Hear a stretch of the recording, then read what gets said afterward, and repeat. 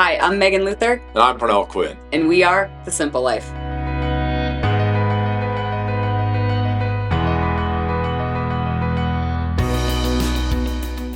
So what are we talking about today, Megan? Today we're going to discuss employee housing. It also gets lumped in with affordable housing, workforce housing.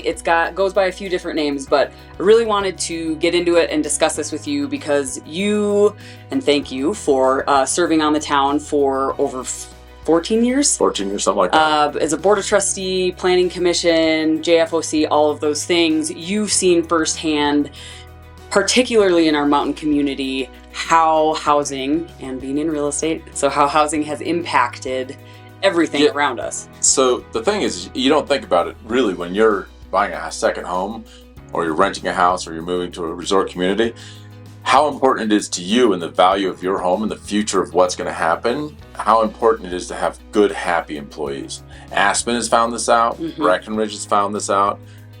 Basically, every major ski area has got a huge housing situation. Yep.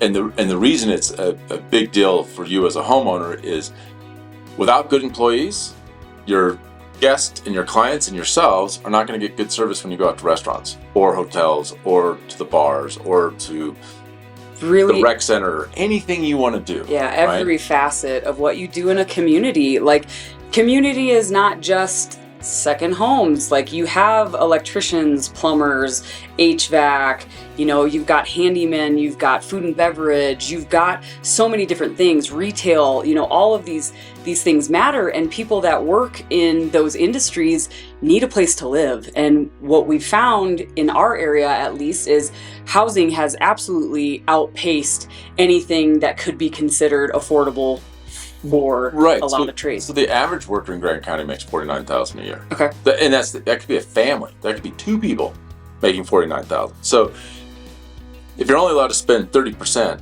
of what you make on housing, and you make $49,000, $12,000 a year on housing is just not enough. Yeah. Right? So what people are trying to figure out is how to do this. So the ski area, and this will tell you how important it is. The ski area built 300 units, 300 bedrooms. The town of Winter Park has built 25 homes, I believe. I think they're at 25 now, or they're building with that phase 2. Yeah, with phase 2. Yep. Grand Lake, they bought a hotel to turn to workforce housing, and the town of Fraser is currently looking at a $20 million project or so to build 200 units that will be anywhere from 1 studios to 3 bedrooms, so they can house families and try to keep families in the area. That's the reason. There's 5 housing authorities in Grant County. There should only be 1, but we currently have 5. But it's good because at least everybody's looking at it, right? So They're paying attention. Yeah, and the thing is, what can you do as a homeowner up here? Well, the county's been gracious enough to start talking about auxiliary dwelling units. You'd also know them as ADUs.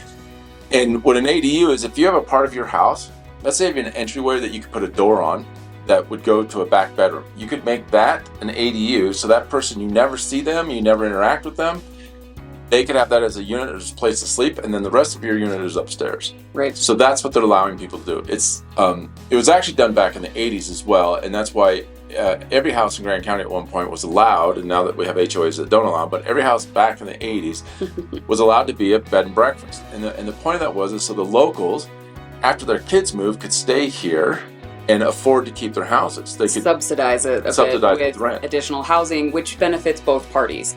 Right. It can help pay your mortgage, and then it actually houses somebody who's maybe just getting started here and cannot afford to pay $1,500 for a 1-bedroom. Correct. And the developers starting to look at workforce housing. One of the biggest developers, Clark Lipscomb, he risked a ton of money. I think he lost $2 million on the project so far, but he knows how important workforce housing is. Right. He put in 60 units. He plans on building another 400 rental apartments for workforce housing. And reason for that is he wants to be able to keep control, to keep the rent at the right rate. Where if he made them affordable housing that he could sell, then you have to deed restrict them, and you're actually putting people behind the 8 ball. Right. Because when they sell their house, they're behind what the rest of the country has done. Like a lot of government programs and incentives, right? The intention, it was well intentioned, but execution-wise, it doesn't end up working in the long run for people. Yeah. So we've talked a lot about this in the past. Affordable housing is almost a myth. Yes. But there are people paying attention to it. The housing authorities, the governments are trying to jump in and help out, and some of the bigger developers in our area, which is fabulous.